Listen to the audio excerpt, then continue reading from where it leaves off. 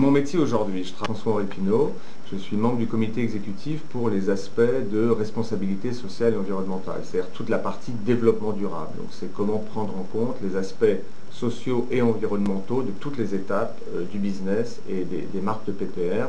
PPR, comme tu le sais, c'est des activités de distribution avec des marques comme Puma, Fnac, La Redoute ou Conforama, et également le Gucci Group qui rassemble 8 marques de luxe. En fonction des rencontres, j'ai d'abord commencé chez Cooper Silibrand, PricewaterhouseCoopers, où je faisais du conseil pendant 3 ans. Puis j'ai fait 8 ans dans le secteur public et culturel, art contemporain. Galerie nationale du jeu de paume, Centre Pompidou, ministère de la Culture auprès du ministre de la Culture. Et ensuite, j'ai rejoint directement PPR et François Pinault il y a 5 ans maintenant.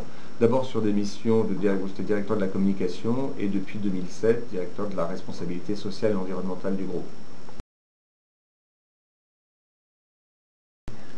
J'avais non seulement envie d'une expérience aussi plus proche du terrain, plus proche du business, parce qu'aujourd'hui, contrairement à la communication, les aspects développement durable et socio-environnementaux me permettent d'aller sur des sujets plus terrain et plus proches des marques également, et aussi la dimension intérêt général qui est très motivante et enthousiasmante dans ce secteur-là.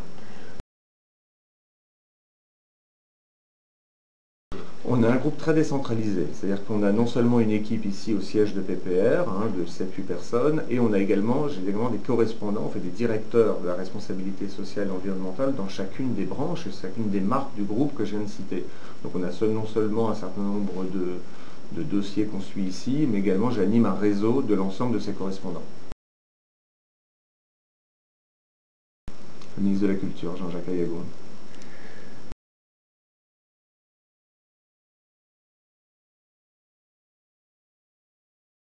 Des milliers de souvenirs très formidables en tout cas, c'est des souvenirs de foisonnement, de beaucoup d'initiatives. J'ai un souvenir d'une grande convivialité, d'une ambiance incroyable et de beaucoup de fêtes.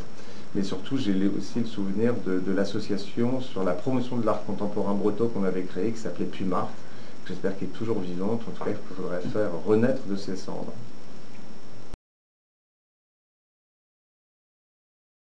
Je ne l'ai pas utilisé directement, mais j'ai essayé de rester toujours très en contact avec les anciens, de garder la porte ouverte, de répondre aux mails, de me rendre à certaines des réunions.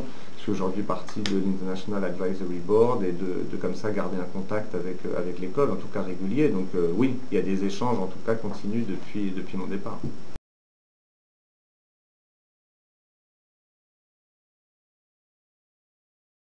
Il ne faut même pas se poser la question, il ne faut pas hésiter une seconde. Je veux dire, le système est très intelligent, très malin, non seulement pour les nouveaux étudiants qui commencent leur scolarité et qui vont pouvoir devenir membres à vie automatiquement, mais pour les anciens qui ne sont pas au jour, comme moi, il faut immédiatement faire le chèque ou la carte bleue sur le site internet. Bien sûr, il ne faut pas hésiter une seconde.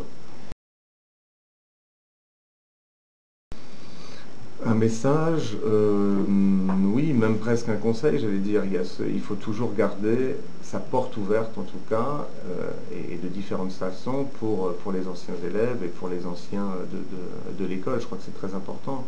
Il y a d'ailleurs un proverbe chinois auquel je pense depuis qu'on vient de se revoir là, qui dit que quand tu montes l'escalier, n'oublie pas de dire bonjour aux gens qui descendent l'escalier.